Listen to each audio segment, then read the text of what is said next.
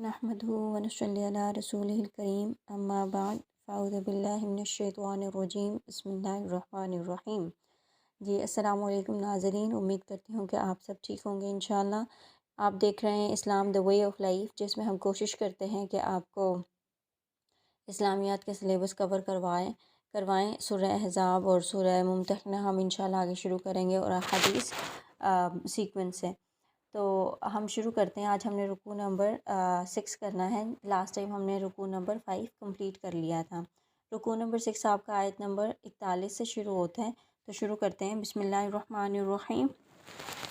या अय्युहल्लज़ीना, ए वो लोगो, अल्लज़ीना लोगों को कहते हैं, ए वो लोगो, आमनु जो ईमान लाए हो, ज़िक्र करो, आमनु ज़िक्रू, यानी आमनु ज़िक्रू को पिछले लफ्ज़ को अगले लफ्ज़ के साथ मिलाना है। ज़िक्र करो अल्लाह का, ज़िक्र कसीरन बहुत ज़्यादा, यानी कसरत से अल्लाह ताला का ज़िक्र करो।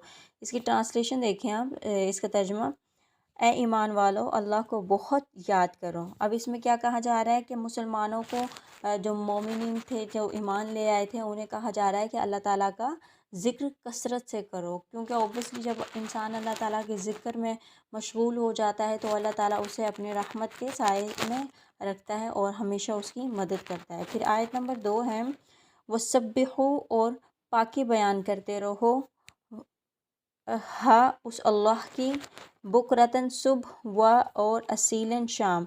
यहाँ 2-3 वर्ड्स हैं जो आपने सब्बिहू पाकी बयान करना, बुकरतन सुबह और असीलन शाम, यानी सुबह शाम अल्लाह ताला की पाकी बयान करते रहो।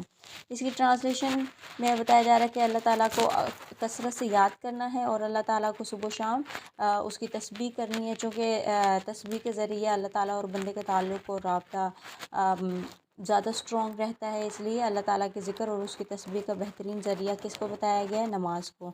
तो आप कोशिश किया करो कि नमाज़ 5 टाइम अदा किया करो, और उसके अलावा अगर आपके पास टाइम है तो आप इस्तिग़फ़ार किया करें, अपने गुनाहों की माफ़ी मांगा करें, क्योंकि जब इंसान अल्लाह ताला से अपने गुनाहों की माफ़ी मांग लेता है तो अल्लाह ताला उसे अपनी रहमत के साए में रखता है और हमेशा उसकी मदद फरमाता है। ठीक है, तो ये फ़र्स्ट 2 आयत तो बहुत ईजी है। मूव ऑन टू आयत नंबर 43।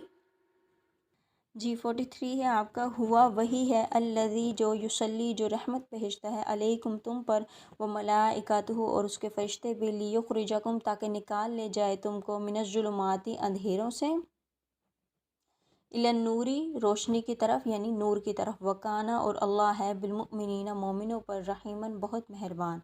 इसका तर्जुमा देखें, वही तो है जो तुम पर रहमत भेजता है और उसके फ़रिश्ते भी, ताकि तुमको अंधेरों से निकाल कर रोशनी की तरफ ले जाएं, और अल्लाह मोमिनों पर बहुत मेहरबान है।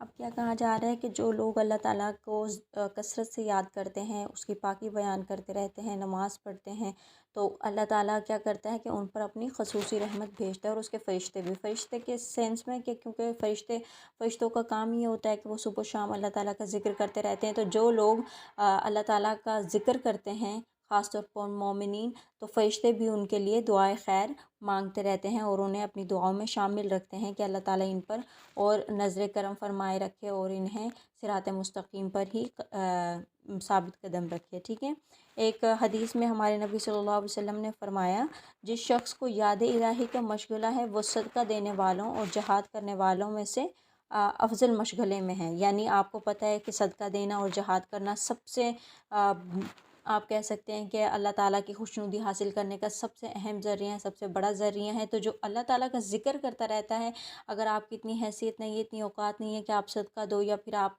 जिस्मानी तौर पर कमज़ोर हैं, आप जहाद नहीं कर सकते, तो आप अल्लाह ताला का ज़िक्र किया करें। ठीक है, 43 आयत में आपको ये बताया गया। अब हम 44 आयत करते हैं।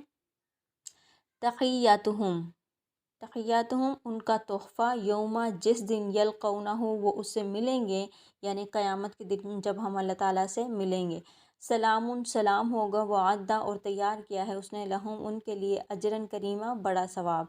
अल्लाह ताला क्या फरमा रहे हैं, जिस रोज़ वो उससे मिलेंगे उनका तोहफ़ा अल्लाह की तरफ से सलाम होगा और उनके लिए बड़ा सवाब तैयार कर रखा है।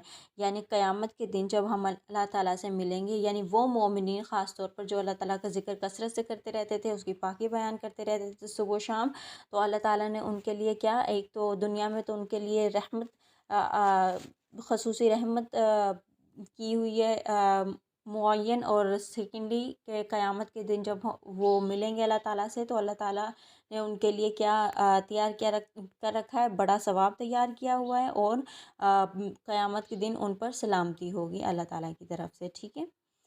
اب آیت نمبر 45 دیکھیں، یا ایہا النبی، اے نبی صلی اللہ علیہ وسلم، انا بے شک ہم نے ارسلنا کا بھیجا تم کو بنا کر، شاہدن گواہی دینے والا، و مبشرن اور خوشخبری سنانے والا، و نذیرن اور ڈرانے والا۔ یعنی اس کا ترجمہ دیکھیں، اے نبی صلی اللہ علیہ وسلم، ہم نے تم کو گواہی دینے والا اور خوشخبری سنانے والا اور ڈرانے والا بنا کر بھیجا ہے۔ یعنی حضرت محمد صلی اللہ علیہ وسلم کو اللہ تعالیٰ نے مسلمانوں کے لیے، یعنی پوری امت مسلمہ کے لیے گواہی دینے والا، خوشخبری دینے والا یعنی سنانے والا اور ڈرانے والا بنا کر بھیجا۔